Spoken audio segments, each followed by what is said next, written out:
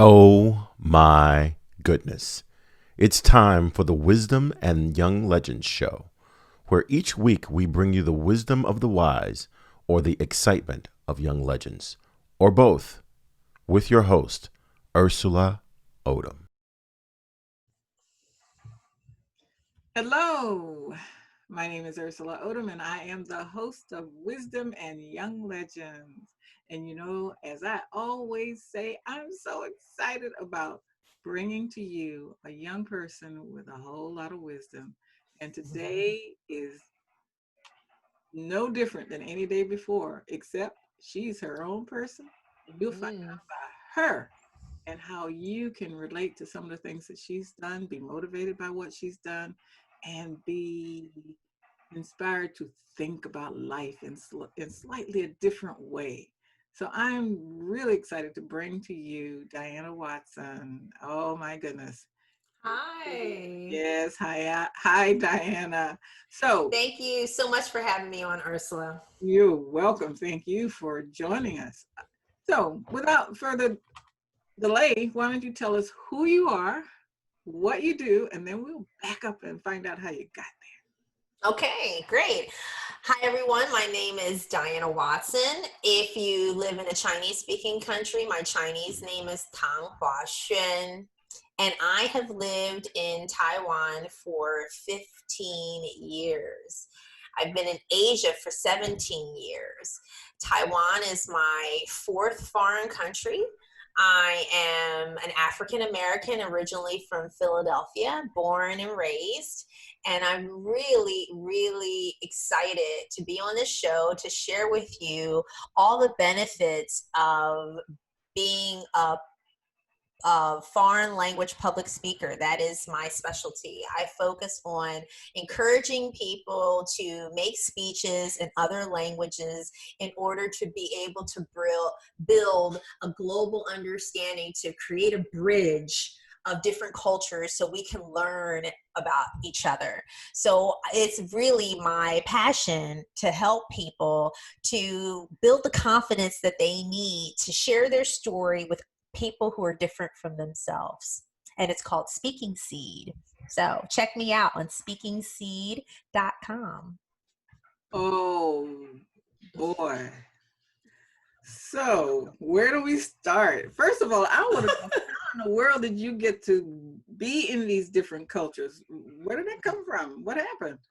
Okay, well, when I was little, I always wanted to live somewhere else, have another experience. I was never interested in just being in Philly and living a life and with my family and my friends. I always wanted to go somewhere else. My mother told me like that I was like that when I was 3. I would run around the house saying I wanted to go to Hawaii and Alaska and Egypt and all these crazy places. And I'm just like, this girl is crazy. And it didn't stop. And my sister also had a love of other countries and cultures and languages. And I remember she had a huge globe, those old school those McRand globes that everyone had back in the 70s and 80s. Those were like the thing. Every house had like a set of encyclopedias and a globe. And my sister she was the oldest, and she had one in her room. And I remember we would just like spin that globe around and looked at all the different places we wanted to go to. And there was so much hope in the 70s and 80s as young Black women. Things were opening up. There was never a thought that we couldn't travel or learn languages or, going to university wasn't even a question. Everything all of a sudden from my parents' generation to our generation, everything just seemed to just explode and open. But still, the idea for my parents to have kids to live in these foreign, strange countries, it wasn't easy for them. It was very, very challenging for them to wrap their head around it because they grew up in the 60s where many people in the country were still fighting for the right to vote, nonetheless to live in France. So my sister and I, my sister was first. When she went to university, she majored in modern languages. She learned about 5 languages, and then she worked on a cruise ship and then returned home. She realized that she loved visiting, but she didn't like living overseas. She just liked visiting other countries. But for me, I'm 7 years younger than her. I was just like, oh no, I'm not doing that little 2-week crap and then coming home. I'm trying to stay away. But my parents weren't having it. They're like, nope, nope, you're not going anywhere. And I'm like, I got to figure out a way to trick them so I can still go. Like, how can I do that? And I tried in high school and they're like, nope. And then when I went to university, I said, okay, which major can I choose that'll require me to study abroad? So I purposely picked the major, international business, so I had to study abroad or I wouldn't graduate. So of course they were going to say yes. So I majored in international business and marketing at Penn State, where it was required to study abroad. And that's how I was finally able to leave the United States. It was so amazing. So I was in France and I lived with a French family. I'm still. Hold on a second. Before you go on to that, hold that thought. Okay. Usually I ask the question later on, what was your breakaway moment from your parents that allowed you to grow without destroying the relationship? And you touched on that. And the other thing that you touched on was the fact that you had an older sister that really paved the way for you, built on what she did, but you put your own seasoning in there. So both of those things I'd like you to expand on, even though you touched on both of them. Okay. My sister really was a person that fostered the love of languages. I had an interest in living in other places and learning about different kinds of people, but I can't say that I embraced the love of languages that she had. She was the one that really encouraged me to embrace learning languages. I struggled with language learning in school. I love the cultural part of the Spanish class or the French class, but I hated like conjugating verbs and having like to use the language all the time in class. I was like, look, this stinks. Like, this sucks. Like, I don't like this part. Like, I have to use my brain too much. But my sister was really good at it. It was just fast. And she had such a good attitude. Like, every waking moment, she was always coming home and teaching me everything that she learned in school. And then she was taking other classes at Berlitz. I don't know, Berlitz is still around. I don't think it's as popular as it used to be, but she used to take Berlitz courses in the evenings and weekends. I mean, she was very, very motivated with her language learning. And that helped me to understand that, you know, sometimes a passion for something, people thinks that it just automatically comes to you. It didn't with me.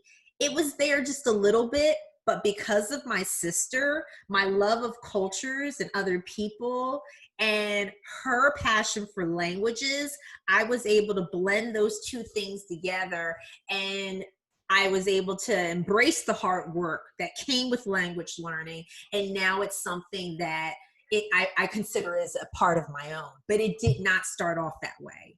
So a lot of that came from my sister, and she's a foreign language teacher today. She's a French and Spanish teacher in high school.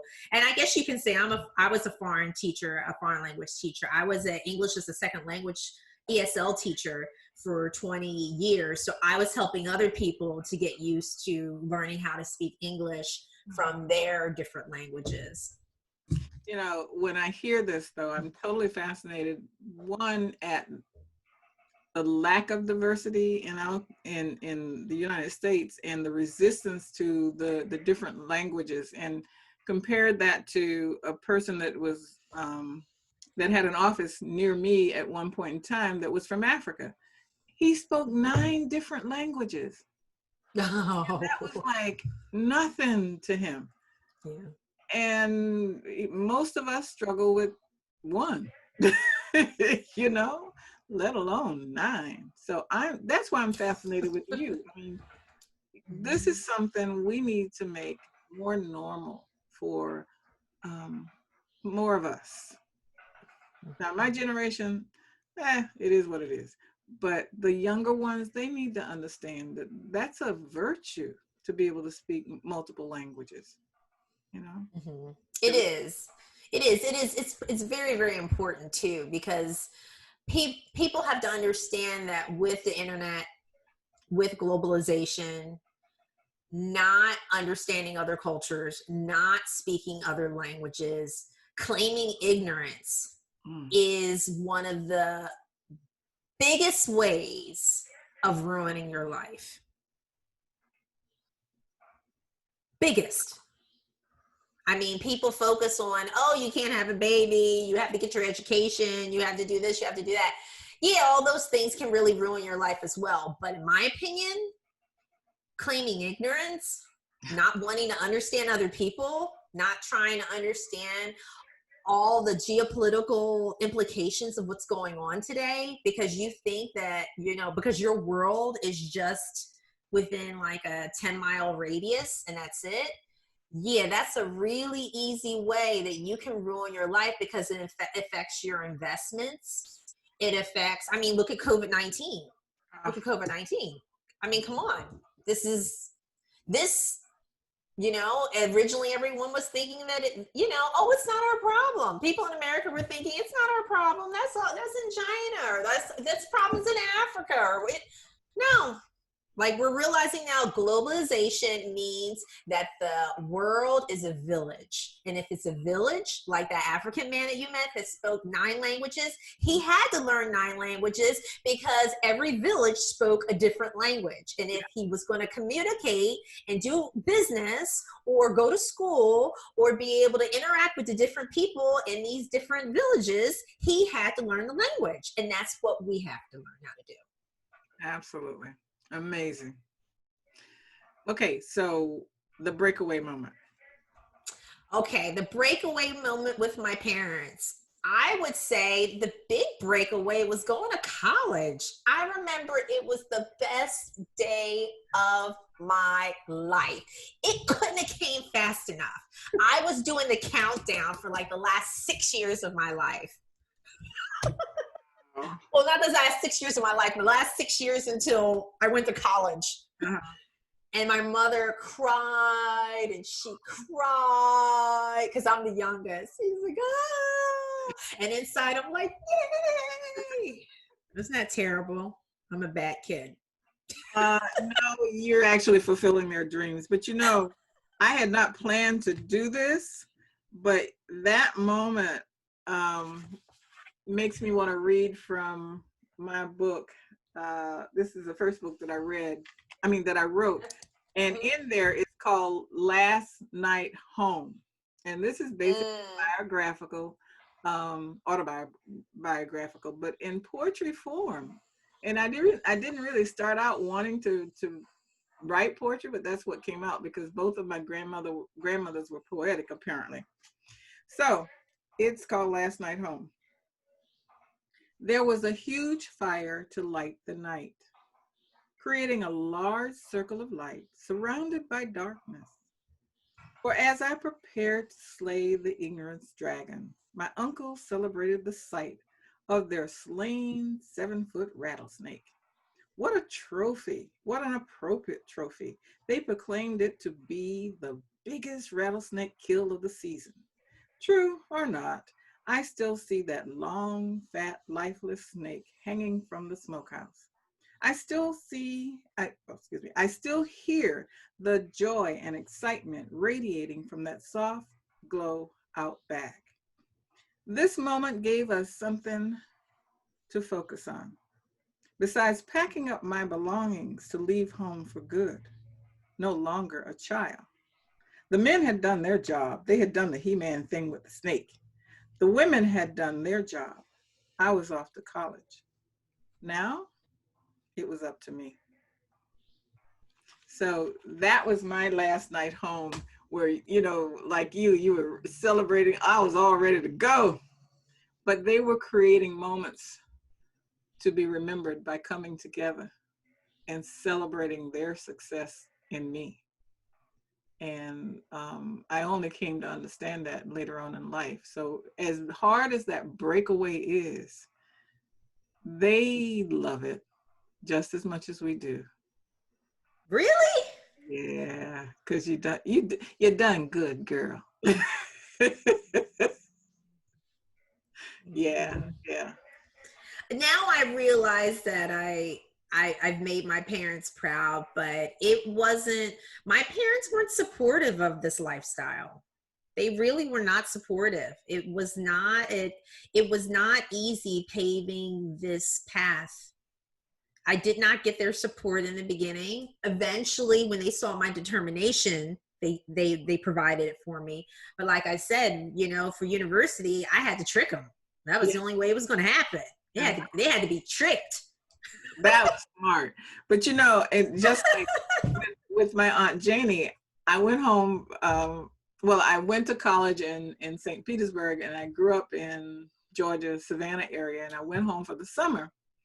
And at the end of the summer, I said, "Okay, Aunt Janie, I've got to go home." She went off. That is not your home.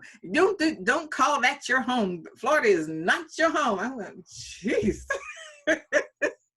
She wanted to make sure I wasn't emotionally breaking away from them. But you know what happened? I moved her to Florida. Nice.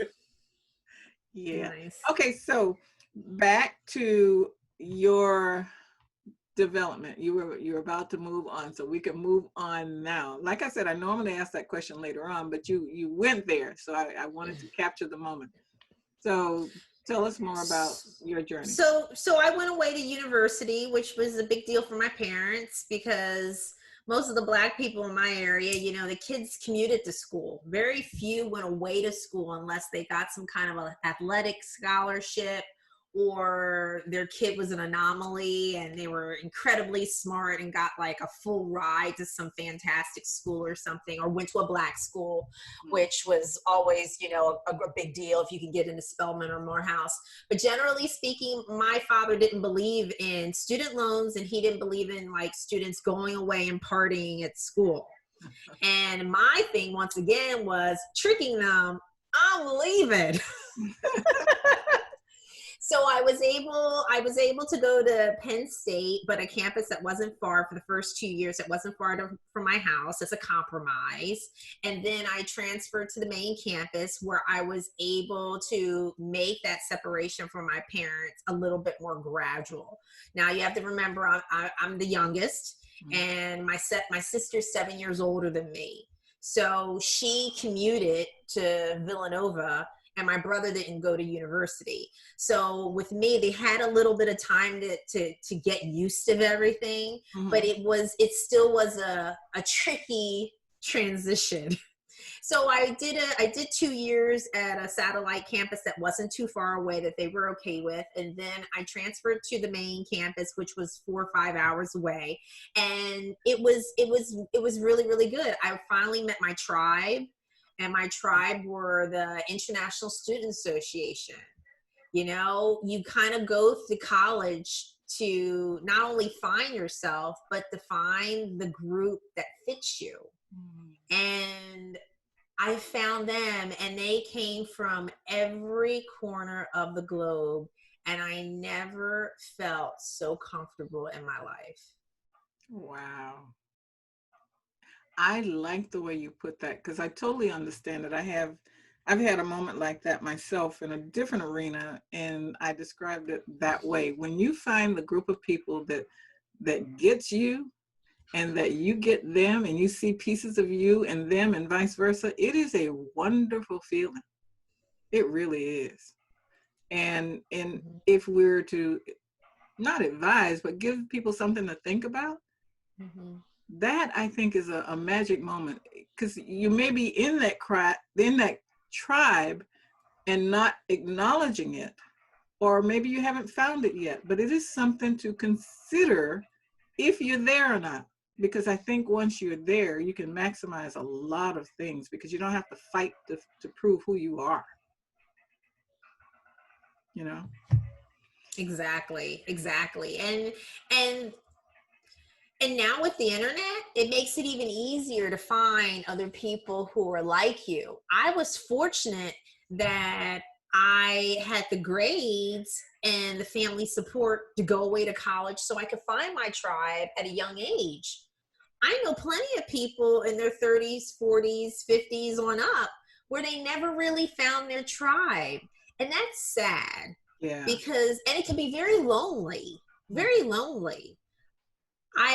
My heart reaches out for these people, and I hope that they can take advantage of the internet to be able to connect to other people who have interests, who have similar interests, whether it's cars or Star Trek or languages or, you know, anything related to, you know, different types of cultures or affinity for whatever. Mm-hmm. So I'm very thankful that everything, that separation from my parents was pretty gradual. And then, well, let me continue on with the story. I went to the main campus, I met with my tribe, and then I was required to go abroad. So I lived in France, where I lived with a French family. And my French sister that I live with, we're still best friends today. I talk to her often. Yeah, we celebrate our French sister, American sister anniversaries every year. We're really, really close. And it was my first time where I'm like, oh my goodness, I'm in another country. Nobody speaks English. Like, this is a completely different culture. They eat different kinds of food. They eat like 8, 9 o'clock at night. Like, whoa. It's like, oh, and French people are the nicest people. Like, they're not. They're just, it is what it is, and you just have to deal with it.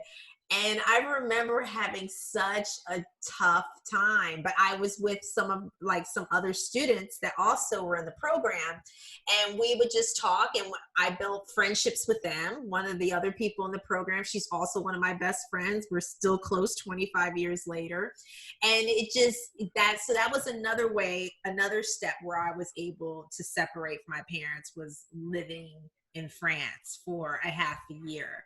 And then after I finished my university, I went into the Peace Corps in Nicaragua, which completely freaked my parents out again. But it was good because, once again, that helped to separate even more. So I did everything pretty gradually, step by step by step by step by step. And then finally, you know, I came back to the States. I had my experience in the States. I went to graduate school and everything. I lived in Florida. And I remember after 2 master's degrees, one in education, I was a public school teacher for ESL students outside of DC. And I was $1,500 away from qualifying for Section 8 housing. That's amazing. And I remember saying to myself, this is really messed up. Yeah. My whole life, I was told, leave the boys alone, which I didn't listen. But you know what? I had one boyfriend, like off and on, we were together for like 14 years, and he always supported all my traveling. So, you know, looking back, that was actually a good thing. I wasn't dealing with a lot of jerks. But I had like generally one serious boyfriend for a long time when I was like a teenager through my 20s, and he supported my traveling. But I mean, I generally stayed away from the boys, the knuckleheads. I studied hard. I was focused. You know, I didn't run up a ton of money on credit cards or anything like that. And here I was in a position where I got all my education. I did everything right. I'm in my mid-20s, and I couldn't even afford a 1-bedroom apartment. Wow. And I remember 9/11 happened, and then all of a sudden the prices dropped. The real estate prices dropped, and I could finally afford a 1-bedroom apartment. But the caveat is I had a full-time job during the day teaching. The school system asked me to teach the immigrants English at night, and I tutored. Wow. And that's how I was able to make my ends meet. So I remember I went to work one day for one of my night classes, and one of my coworkers, she said, you traveled and lived abroad. Why are you staying here? And I'm like, I'm working. This is life. This is American life. I'm just trying to, get by. And she said, I was an international school teacher. She said, the only reason why I came back to the States was because of the .com bust, and I lost all my pension. I had to come back and work in public schools so I can get a pension again.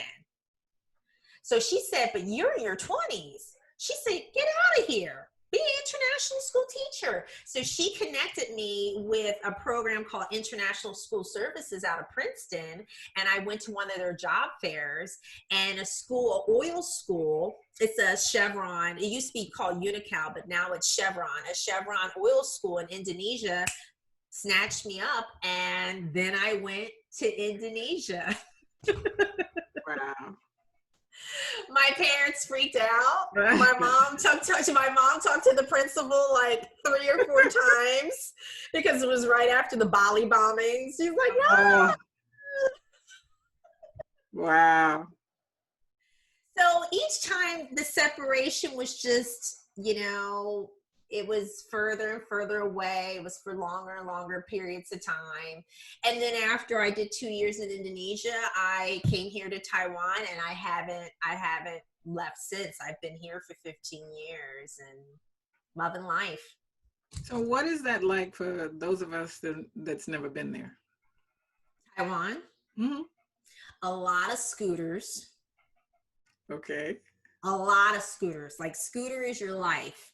Everybody has a scooter. Everybody. And they're super dangerous.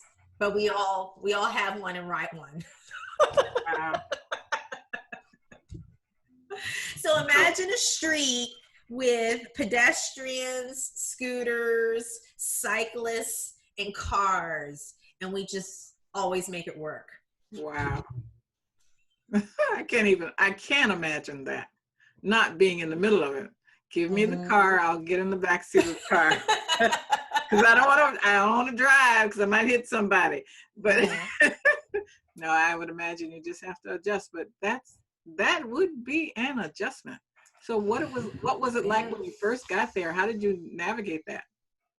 Well, when I first got here, I instantly just fell in love with the country. As soon as I got here, I was just in love. And I don't know why I was so enamored right away, because Taiwan's not known for having these awesome, beautiful buildings. It's like a lot of city sprawl everywhere.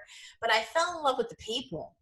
The people are incredibly laid back and friendly, and when people ask me to try to describe what Taiwanese people are like, they're like, there's so many different kinds of Chinese people, right?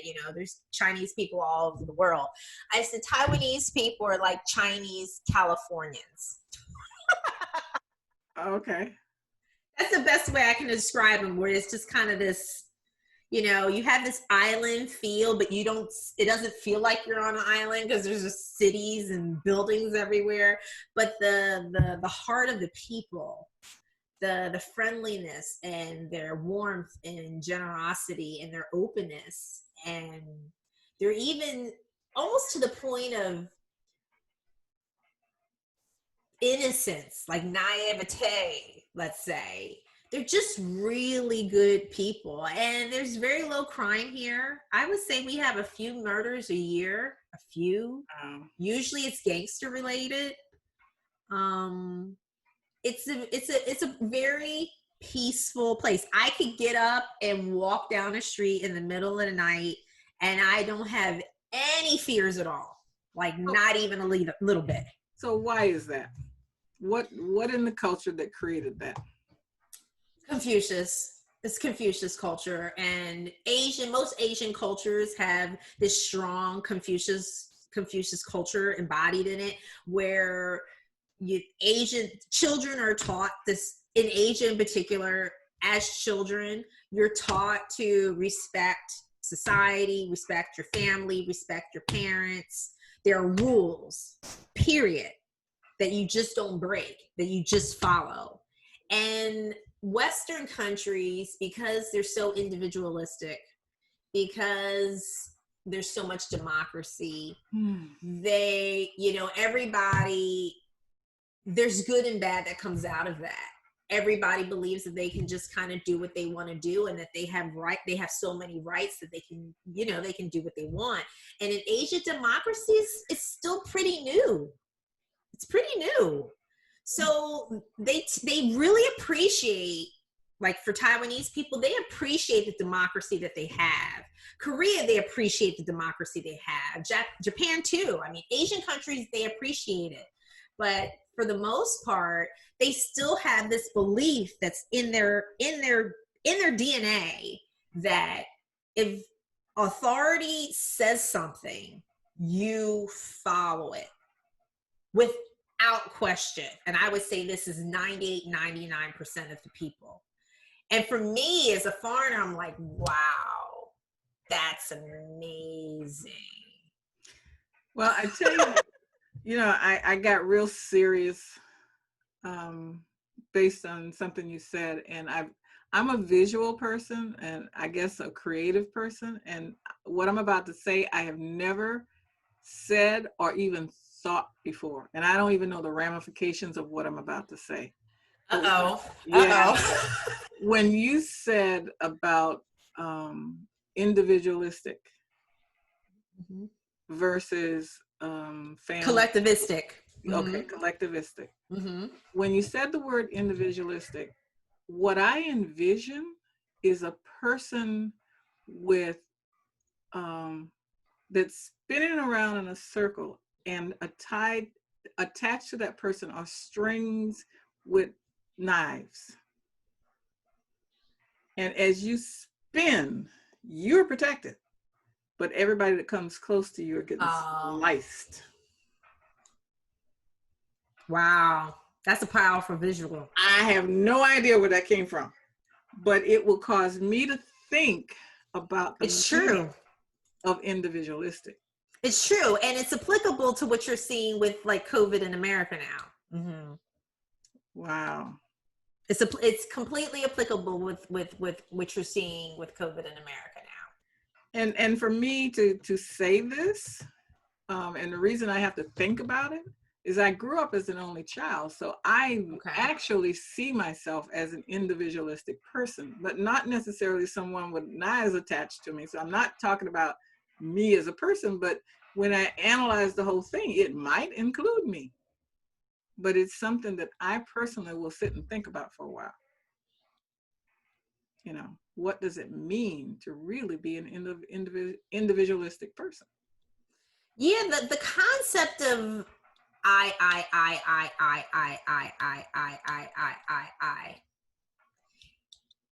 It's starting to exist more and more here, but it's still a very new young person's concept of being. People my age, they still don't really think that way. But the younger people where they're being trained with these more Western educational methods, they've got this concept of I like, I want this, I want that, I don't want this, I don't want that. People my age that grew up here, the teacher had 50, 60, 70 kids sometimes in a classroom. God. She could care less what you wanted or your opinion. At all. Wow. Yeah. And then when you came home, your parents could care less. You did what you were told. You did what was best for the family. You studied what your parents told you to study. It wasn't something like, you chose your passion. Passion? Who cares about passion? We need a nurse in the family. You're going to go and study nursing. That's interesting. This is Asia. This is Asia. You do what's best for your family. You do what's best for society. You do what's best for your country. You don't do what's best for you. Who cares about you? Wow. And I get that now. Like I really get that now. Like I can see the Western part and all the beauty that lies in just being able to develop this really strong self-identity. But I also can understand and relate to the beauty of Eastern culture, because right now, especially, it's it's the paradox is unbelievable. It's interesting, let's say, to say the least, without being too political. I was just thinking, okay, so,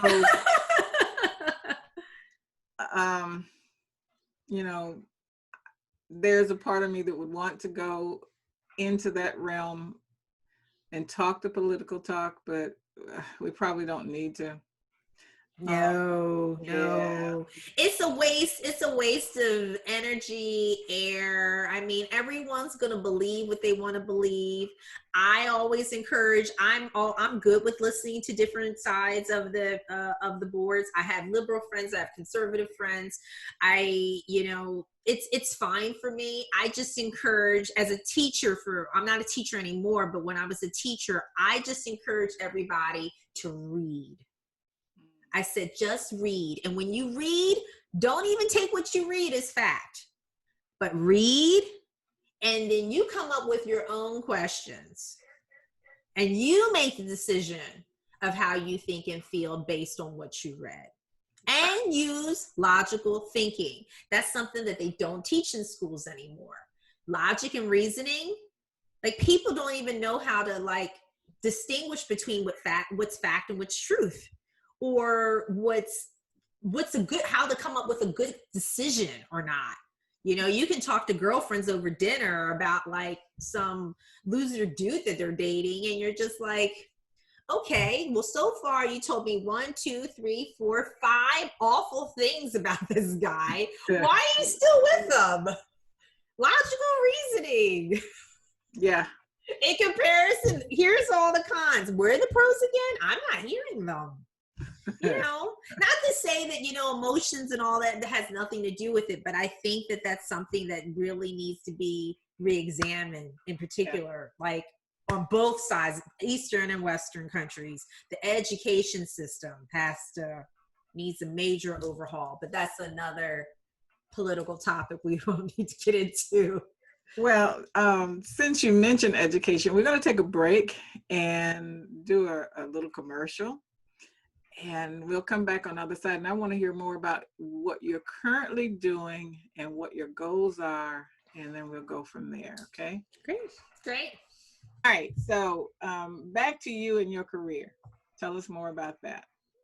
Okay. So since I've been in Taiwan, when I came to Taiwan, I started to learn Mandarin. Every country I lived in, I always learned the language. I didn't always do a great job, but I always learned the language. And Mandarin was my 4th foreign language. And it was my hardest. Mm-hmm. It was very, very difficult for me to learn the characters, the tones, reading, writing, listening, speaking. All of it was really, really hard. I remember being in class and having headaches because I just couldn't get it. I would have splitting headaches after my class. Every 2 times a week. But I persevered because I wanted to make local friends. I really wanted to learn Chinese. It was the hot new language to learn. Everyone was saying that the 21st century was going to be all about China, and you're going to really need to know Chinese to be able to be competitive. And I jumped at the opportunity that I'm lucky enough to live in a Chinese country. I definitely want to learn the language regardless of how hard it was. And I just studied. I studied for a year. I studied at a university here. And I got to the point where I had enough confidence to join a Toastmasters club. And I tried to give speeches in Chinese, but I wasn't very successful. So they asked me to do my speeches in English instead. So that's what I did, and that kind of sparked my interest in competitive public speaking. And I competed in a lot of Toastmaster contests, and I went on to the international semifinals in Vegas 5 years ago. And in the end, I was able to get 4 national titles. Wow. 7 years later, I never forgot my original dream and goal to deliver speeches in Mandarin. So I joined an all Mandarin, not English, all Mandarin Toastmasters club, a different one that I had previously belonged to. And I decided to compete in the Mandarin speech contest. And I didn't expect to win. I just, it was one of my New Year's resolutions to just compete and tick. I did it. And I competed and I got second place, which was like a surprise because here I'm the only foreigner. I was so nervous about my Chinese and I beat like one other person. But that was a big deal for me because they're Taiwanese and I'm a foreigner. I was able to beat them. I'm like, yeah. But then I'm like, oh no, that means I have to do another contest. And I didn't want to do that. I'm like, oh, I don't want to do another contest. But I pushed myself and I went to the next contest. And to my surprise, and I thought I bombed that one because these are locals and I'm the only foreigner. And I thought my Chinese was awful. And I bombed the contest so badly, I left. I didn't even want to hear who got first, second, and third because I was really embarrassed. I was just like, oh, it was terrible. I left. And then someone called me and they said, where are you? You were first place. Oh my goodness. Yeah. And then I just kept winning. I kept winning. And then I went to the national contest where it was the whole country. And I was competing against all these people. And I'm sitting in the audience listening to the other contestants. And I couldn't understand what they were saying. Wow. How in the world did you pull that off? Oh, it was terrible. So I pulled another disappearing act. I was just like, oh my goodness, I can't do this. So I left in the middle of the contest before my name came up, and I was just walking around. And I said, oh my goodness, what am I doing? What am I doing? There's hundreds of people in this room. I'm the only foreigner. What did you get yourself into, Diana? You really messed up. This little experiment went too far. And I came back in right when my name and number was called. I was the fourth contestant. And I remember saying to myself, there was this loud voice in my head saying, you shouldn't be here. There's no reason. It was kind of why are you here? You shouldn't be here. Get out of here. Really loud in my head. Wow. And I remember saying to myself, if I leave, I'll never be able to show my face in front of all these people again. And I'll never be able to look at myself with pride again.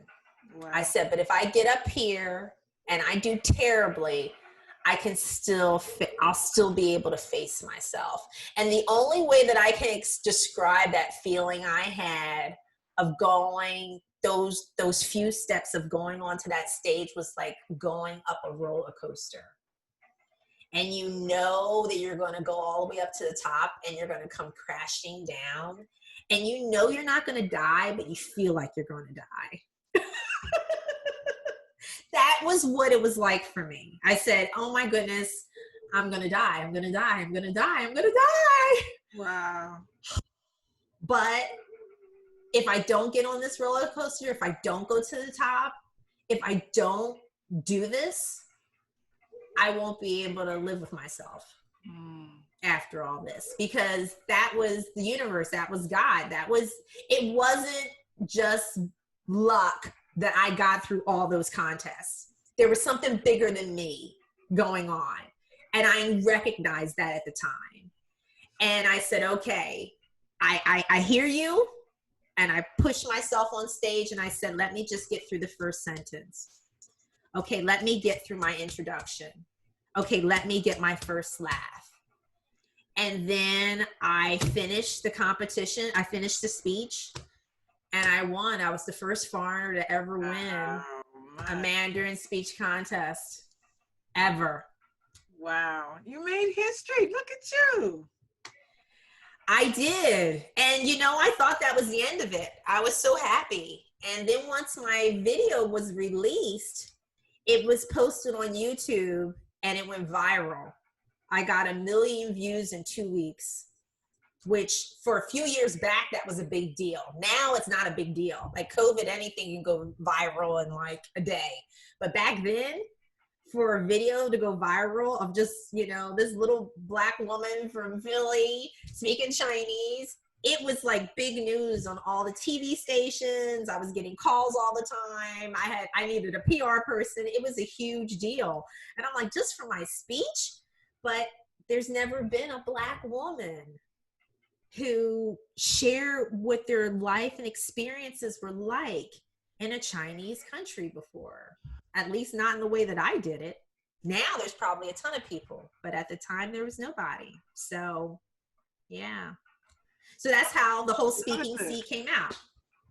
Okay, so the commercial that I ran was of legacy walls that I create for schools. And I give the history of the building, the namesake of the building, and I give some information about the students and people have come through there, and as pictorially as I can, annotated with the facts. Mm-hmm. What I really love is finding the person that walked the halls of that particular school and highlighting them. So you're that person. Because at the last one that I did, the top were of teachers and what have you, and the bottom were several people, young people that are within a few years of your age right now. And I highlighted them as stars. And then I wrote a play that the students, or a skit I should say, that the students perform about the lives of those young people. And some of them came and was in the audience and could see themselves on stage. And when it was done, I told the young people to come back on stage, and I asked anyone in the audience if their name had been called from the stage to stand up. And there was one guy who had an African name, of African ancestry, that had gone to that school when he was there. And when he said his name, all the students, and I think there were about 30 of them, just screamed because they had been practicing this man's name for weeks, right? How to pronounce it. And he was real and he was young. He looked like them. And when it was over, they rushed down to talk to the people that were highlighted. And that warms my heart, because when they can relate to you, having done what you've done, and know that you came from where they came from, to me, there's no greater example. And I think we require that people be perfect and dead before we honor them. No, I think that's too late. Should be included, but it's not the only thing. It should be a part of the continuum. And when I hear that you were the first, oh my God, your school should be making all kinds, or maybe that's what they did do. They should be making well, they're missing an opportunity, okay? You need to I'll let my sister know. She teaches at our old high school. I'll let her know, but yeah. We'll see. They've got a lot of other problems that they're focusing on at the moment. Yeah, but see, the problems that they're focusing on could be that they need to focus on a success. and help students believe that they can do what you've done. That's awesome. That's what this Thank show is you. about. That's what this is Thank about. you. Thank you. Yeah. I use that video. Toastmasters allowed me to repost the video. So then because they posted it, but it's their property since it was a contest speech. And they didn't allow any comments or anything. Because, there's a lot of trolls. People can be mean. But I reposted it under my company name, under my Speaking Seat company, so people can see what I've done and understand why I do what I do. And I've gotten so many comments from so many people all over the world who wanted to share what their experience has been like as a Black person living in China, learning Chinese, or they want to do it and they didn't think they could. It's been humbling. Honestly, it's been humbling. Well, I'm one for just saying what I think. What came to mind as you said that, you might want to go back and compile those comments, because that would be a great read. Really? Yeah. Okay. I've shared this in a lot of interviews, so I think, people have seen my interviews and are like, oh my goodness, this is the same story she shared so many times, because I've done many interviews. But I would love to. I should write it down. I mean, it's in my book. I do have a book, which is also my business name, The Speaking Seed, Secrets to Successful Foreign Language Public Speaking. It is not on sale yet in the United States, only in Taiwan. A lot of my plans that I had for my business in my book, unfortunately, are postponed because of COVID-19, but hopefully things will, be different by 2021. So. Well, it's funny that you should mention that, because my company is Sula too, and I'm a publisher. Okay. And because of COVID-19, I had to do something a little bit different, but it ended up working out extremely well. Okay. Yesterday was my birthday. Yay! And so happy birthday. Well, thank you. And so I couldn't have a party. Right. So what I decided to do was to have a virtual book signing. And I planned this and got on and read from my first book and told the backstory and why I do what I do. And then I invited my authors to join and tell their stories. And that ended up being absolutely wonderful. I had a better birthday because one, I did what I love, and I shared it, and they loved what each other did, and that was just amazing for me. So, yeah. Cool. Happy birthday. Well, thank you. So maybe you don't have to wait till next year. There's something that can be done now. I mean, consider it. Well, I'll think about it. A lot of it is the marketing, and I want to physically be in the States and go to places and meet with people in person to share my story. Zoom is great, but I would love to use a little bit of old school and new school. Yeah. And I would like my parents to be there to experience some of this. And right now, our borders are closed here in Taiwan. Okay. So we really can't. Yeah. So right now, it's a little tricky for me. I mean, Taiwan, we're in a very, very good position. We only have about 400 cases. Ooh. Which we were supposed to be number 2 highest in the world, because we have so much interaction between, to China. We're a Chinese country.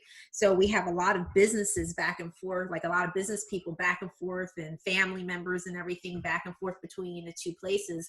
And, the government was very quick. They heard about everything in Wuhan and shut everything down very fast. And as a result, we've got very, very lucky, but they're also very strict.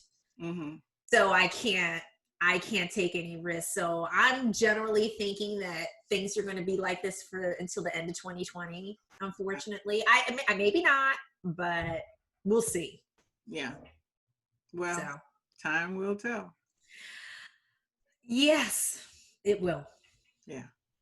So, as we wrap it up, what are some things that maybe I have not asked you that you want to share? Well, basically, for the speaking seed, this, like I said, with my book, this book outlines how my whole story and how I was able to win that contest. Basically, what happened was I figured out a formula to work on my confidence. Everybody thinks that the key to fluency is learning all this grammar, taking all these classes, memorizing these dialogues or whatever. And all those things have their place. But I realized that the traditional language learning methods didn't work. And I was really able to accelerate my foreign language learning ability from public speaking. Mm-hmm. I use poems, I use some dialogue practice, I use really baby speeches, and then started off small and built up bigger. But the whole really huge key ingredient was working on that confidence. And nobody focuses on that when they're learning a language. They know that it's important, but it's ignored. And I use speeches and being in front of people and the audience to give me that kind of confidence to stand up in front of hundreds of people and win a national contest. So you said, how were you able to win a contest when you couldn't even understand what the other contestants were saying? That's how I did it. Wow. So nobody else has ever published a book focusing on foreign language public speaking. And there's like I said, there's specific tactics and everything that I use that I talk about in the book, and then I help people that I coach along with that. And I also have a segment of my business where I focus on Chinese business consulting. So anyone who wants to do any type of business here in Taiwan in particular, I can help with them with the cultural implications and maybe being able to also, well, not maybe, I can also help them with fostering the relationships and, basically acting as a very integral intermediary, because sometimes direct business doesn't work when it's with a Western country and an Eastern country. Even though Taiwan is pretty Western in a lot of respects, still lots of things can be misconstrued. And someone with my level of experience here, I have a lot of connections here. I've been here for 15 years. I can help facilitate things with a lot more ease than a company can directly here. So that's what Speaking C does. I do Chinese business consulting and also foreign language speech coaching. It's funny to hear you say this in a business sense, because I had a conversation with someone about communication. Mm-hmm. And to cut to the chase, I ended up saying to the person, I know what I said, but I don't know what you heard. Okay, so that's why I asked you to talk to me and tell me what you heard, because the person was basically saying, you know what you said? I said, yeah, I know what I said. But and the example that I gave was when I say the word doobie, what do you think? And the person marijuana. See, that's the one I knew would come out, right? But that's what I think. And I knew that from the look on your face. What he said was Doobie Brothers. I said, oh my God, I would have never thought about that. But what I said and what Brothers. I meant was Blackberry Doobie. It's a dessert. Oh. There. So I know what I said, but I have no idea what you heard. And so that to me is an absolute value of what you do, because a business person coming into your environment with only an American background can say a whole bunch of things and they know what they said, but they have no idea what those people heard. And nowadays, what you say and what the other one hears can be, you need to be very careful now with everything that's going on. You need to be very careful now. I'm very, very clear, you know, because things can be misconstrued and cause all kinds of implications later on down the line. So it's not worth it to save a buck to just do things yourself all the time. Sometimes you need that intermediary to kind of facilitate the process with more ease. So if that's the case, you can give me a ring. Hey, and tell them how to do that, how to get in touch with you. You can get in touch with me. You can go on Speaking Seed, SEED, speakingseed.com, and you'll find me on my webpage. You can send me an email through there, or you can also call me. Well, if you're in the United States, you may not want to call me because it's a long distance phone call. So an email will probably be best. I'm on Facebook. I have a Facebook page under Diana Watson, or just Speaking Seed. Anything that you find with Speaking Seed, Facebook, my website, speakingseed.com, you should be able to find me. Or Diana Watson. You can also find me on LinkedIn. Connect with me on LinkedIn under Diana Watson. All right. Well, Diana Watson, thank you so very much. Thank you so much, Ersula. Thank you for giving me the opportunity to be on Wisdom and Young Legends. It has been such an honor. Thank you so much. Thank you. And to my audience, this is what I do. I am the CEO of Sula 2, and we make old new in everything we do, in that we capture, preserve, and present legacy information in any form possible, including this one, where we capture the story and present them to you. And I just love this, because wasn't it a wonderful thing to hear her story? And there were some nuggets that I know that you will take away, because I have some that I will hold dear for quite some time, just in having a conversation with this young lady. So that's what I do. And we want you to come back next week as well. Enjoy.